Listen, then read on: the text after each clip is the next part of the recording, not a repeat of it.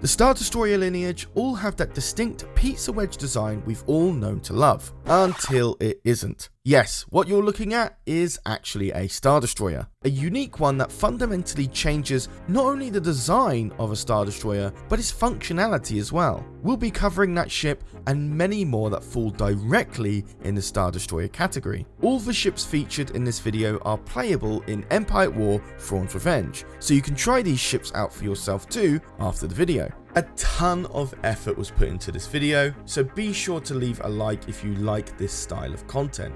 Also, did you know over 50% of you that watch our videos are not subscribed? So if you watched a few of our videos in the past, be sure to hit that subscribe button and ring that notification bell so you can get updated on everything Star Wars gaming. But with that all said and done, let's dive right into the video. First up, we have the Star Destroyer that is actually owned by the New Republic. No, it's not the Nebula Star Destroyer, that actually does look like one. In fact, I'm talking about the Republic Star Destroyer. This ship came into existence after a political shift was made in the New Republic to be more cooperative with the Rendili Star Drive, a warship manufacturer mostly known for their Victory-class Star Destroyers. The New Republic developed the Republic Star Destroyer to lure this company out of the hands of the Empire, which also explains why the ship serves more on an offensive focused firepower than the more defensive capabilities known in the Mon Calamari line of vessels. The ship upholds a vague pizza slice look known in most Star Destroyers we're familiar with, but drops the angular sharp look for more inviting, smoother curved hull. Its size is quite large, albeit a little bit smaller than the standard Imperial Star Destroyer. But don't let that fool you, this ship still packs an absolute punch for its size, but not to the extremes of the smaller Nebula class that succeeded after this one. Despite its focus on firepower, it still boasts a very efficient hangar bay that can store more fighters in less space,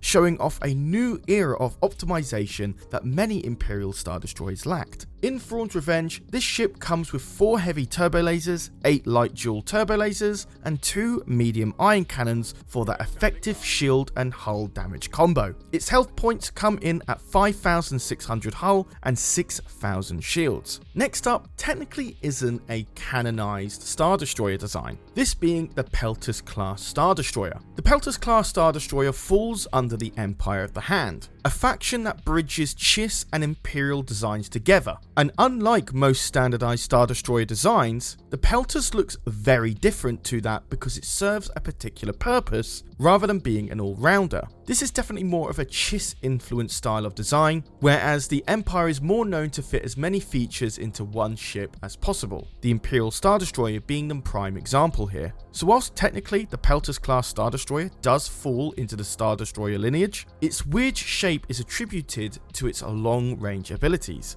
At the very end of the ship is pretty much a long-range heavy Mega Maser cannon, and much like the recusant Light Destroyer from the Clone Wars, this ship specializes in staying in the back lines and firing from a distance. The only difference being is that this long-range Mega Maser has just been encased in a very basic Star Destroyer type of hull, with all other irrelevant technologies not associated at Mega Maser being removed. The drawback to this is that it vastly reduces the durability of the ship, meaning that this ship needs to be protected by a very strong frontline. In Thrawn's Revenge, the ship comes with 1 Super Mega Maser that can fire once every 6 seconds, 3 medium quad Mega Masers, and 4 light dual ion cannons. The hull of this capital ship comes in at 3,330 and the shields at 3,630. Next up on our list is the Gladiator Star Destroyer. The one that you're looking at right now is specifically the Gladiator 2 Star Destroyer, this one being an Imperial upgrade to the Clone Wars designed Gladiator 1. The Gladiator is possibly one of the smallest Star Destroyers in its entire lineage, only coming in at 600 meters in length. The ship itself is more focused on being an escort carrier,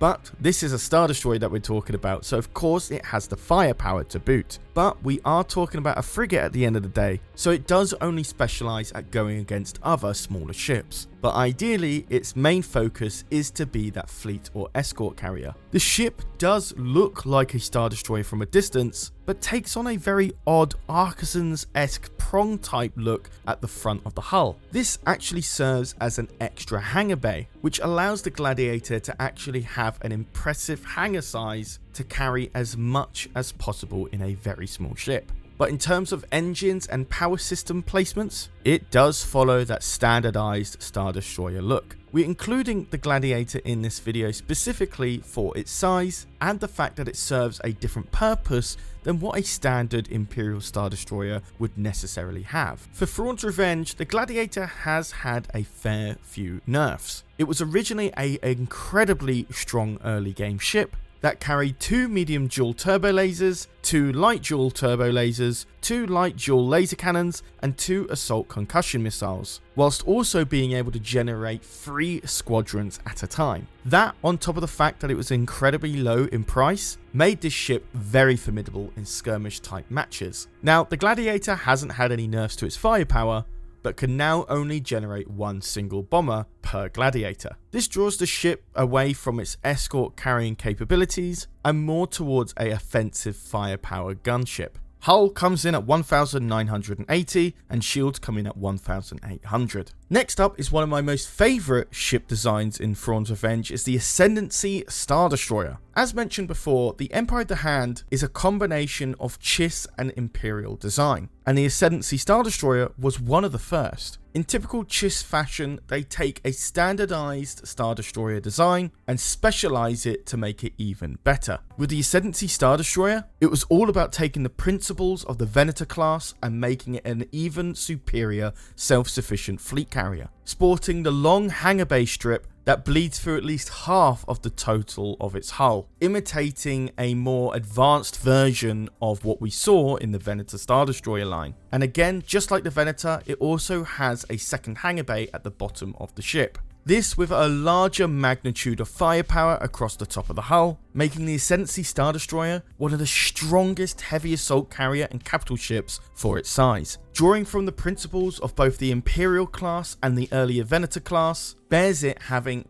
pretty much no weaknesses, albeit not being able to defeat anything bigger in terms of size or price range, but that being said, it pretty much makes it a perfect capital ship. Something not surprising when it comes from the Chiss Ascendancy. In Thrawn's Revenge, the Ascendancy Star Destroyer can spawn 6 squadrons 6 times over as a carrier loadout, whilst also boasting a lot of firepower, with 2 heavy quad mega masers, 4 heavy mega masers, and 2 medium dual iron cannons. But that's not all, its durability comes in at 4,350 hull, and its shields at 4,800. The next Star Destroyer possibly has the most resemblance to an Imperial Star Destroyer, and that being the Interdictor Star Destroyer. What is possibly just a juiced up immobilizer 418, we decided to include the Interdictor because it doesn't serve the same purpose as a standard Star Destroyer would. And that being, the Interdictor Star Destroyer is built to prevent people from entering in from hyperspace or leaving it. And you can probably guess what part of the ship does that. That being the 4 large orbs placed on top and the bottom of the hull, which is pretty much its gravity well generators. But there is a bit of complexity between canon and legend designs. In canon design, the Interdictor looks a lot more like the immobilizer 418, while in legends, it does look a little bit more like an ISD that has been refitted. We're following the legends based design here, but for curiosity's sake, we'll also include the immobilizer 418 to help people just visualize it a bit better. So take a look at the immobilizer 418 and just assume it's the size of the Interdictor. Despite not really having that much firepower compared to its cousin, the Imperial Star Destroyer, it was an incredibly dangerous tool used against the rebels, who are more known for their hit and run tactics. Not only does the gravity well generators prevent people from entering or leaving the vicinity of the Interdictor Star Destroyer, it will actively pull people out of hyperspace if they get too close. These type of features are not seen in any other Star Destroyer in its lineage, which makes me inclined to put this in today's video.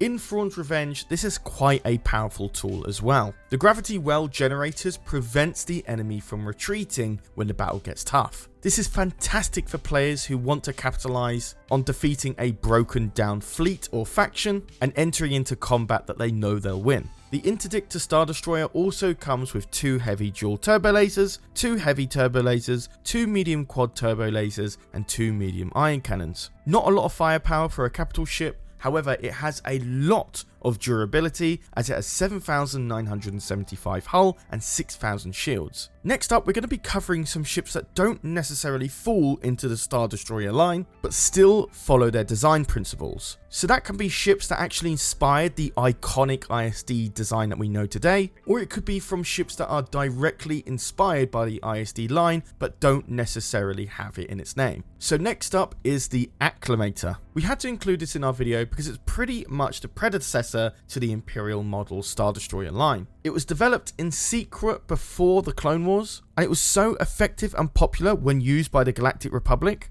that it was also used very commonly amongst the Galactic Empire. The original reason for this design was more of a cameo during the prequel trilogy movies, that being a nod to the Star Destroyers from the original trilogy, and kind of explains why the Acclimator series of ships are that influential in Star Wars. And in a way, it looks like a very snout-nosed Imperial Star Destroyer. It's just a little bit larger than the Gladiator Star Destroyer, but pretty much serves a very similar purpose, that being a very effective fleet carrier, but also packing so much of a punch that it could actually threaten other larger ships. However, due to its size, its durability just isn't up to snuff. But it is ironic enough that the Acclimator is pretty much an all-rounder, just like its younger brother, the Imperial Star Destroyer. The Acclimator also came in a series of designs, one of those being the Acclimator Assault loadout that trades out some of its hangar bay for a warhead battery, increasing its firepower but decreasing its carrier capabilities at the same time. The Acclimator would also see a subclass named the Acclimator 2. This variant removes 75 to 80% of the Acclimator 1's cargo space and exchanges that space for additional generators and support systems, turning it into a pretty deadly cruiser. In Thrawn's Revenge, it's a little bit different. All variants of the Acclimator tend to have a bit more durability than what I've just described, and the Acclimator 1 is able to generate a lot more squadrons compared to its Assault loadout version and the Acclimator 2, but the Acclimator Assault loadout can spawn a fair few fighters itself, making it more of a middleman between firepower and fleet carrying, rather than contributing to either one of those spectrums. But not only that, it also has a big boost in hull and shields, increasing its durability even more.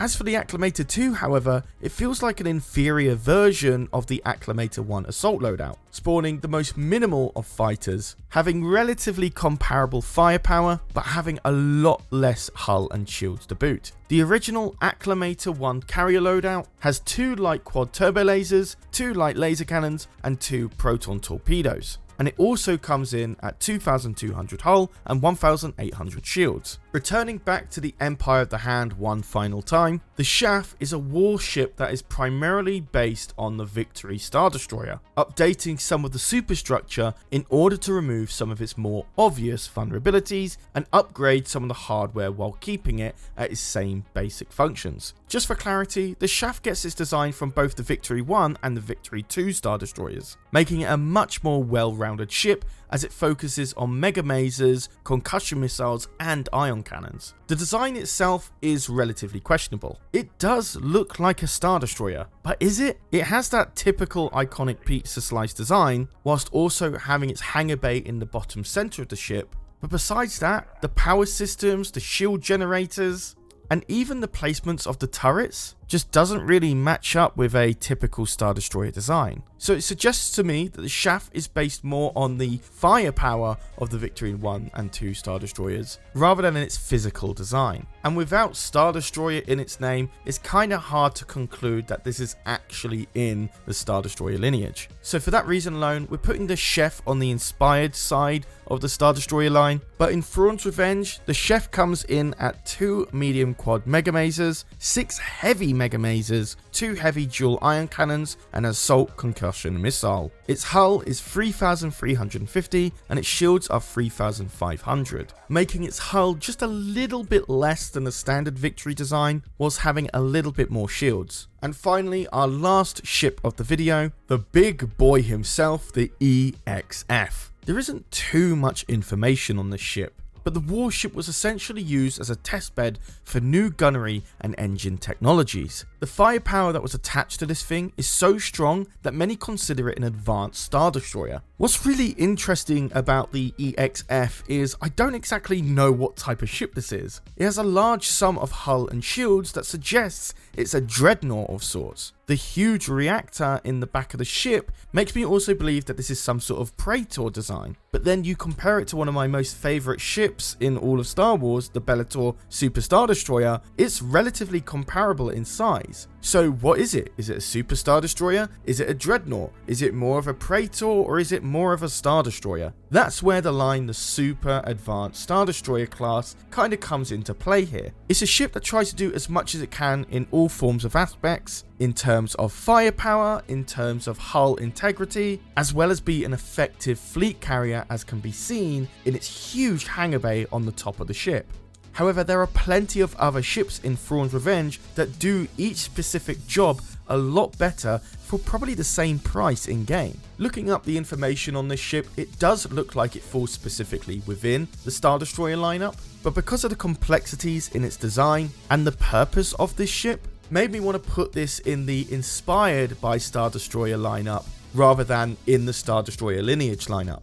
The EXF is a really interesting ship, but I haven't dived into a lot of information here. So if you're interested in this very weird Star Destroyer design, go check out X video on this ship in the top right corner on the info card or in the pinned comment down below. In Thrawn's Revenge, the stats are as follows. The ship comes with 13 heavy dual turbo lasers and 12 heavy octuple ion cannons, which is actually quite a lot of ion damage for an Imperial design ship, which only just makes it even more weirder considering it's a Star Destroyer. As for durability, the hull comes in at 26,100 and the shields come in at 42,000. This is another strange oddity considering the Bellator Super Star Destroyer has pretty much double the hull and shields and is the same size. Well, that pretty much wraps up today's video. My question to you guys is, what is the weirdest Star Destroyer out of all of the ones that I've shown you today? Let me know your thoughts and opinions down in the comments below. And of course, if you haven't liked the video already, please definitely do. It really helps us out. And besides that, guys, I've been Charlie, you've been watching EcksToo, and I'll see you in the next video. Take care, guys.